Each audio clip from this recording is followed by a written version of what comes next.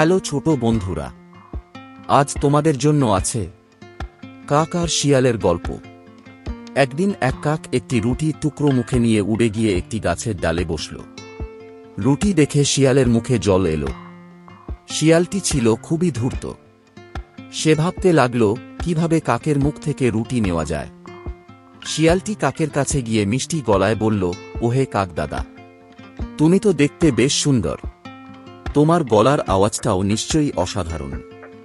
তুমি কি আমার জন্য একটু গান গাইবে? কাকটি শিয়ালের কথা শুনে খুব খুশি হল। কেউ তাকে এত প্রশংসা করেনি আগে।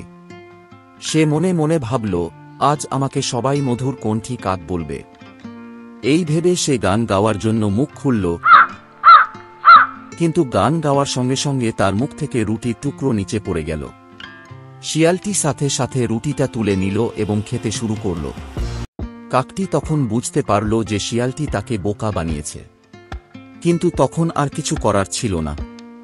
কাকটি দুঃখে নিজের ভুলের জন্য আফসোস করতে লাগল। এই গল্পটি আমাদের শেখায় যে মিষ্টি কথায় মুগ্ধ হয়ে নিজের বুদ্ধি হারালে বিপদ হতে পারে। সতর্ক ও বুদ্ধিমান হওয়া উচিত।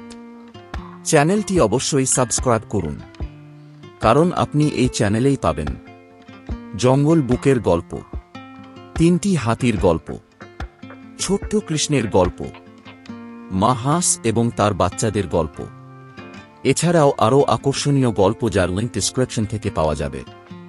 যদি কোনো বন্ধু থাকে যারা বাংলায় এই ধরনের ভিডিও দেখতে চায়, দয়া করে তাদের সাথে ভিডিওটি শেয়ার করার অনুরোধ থাকল।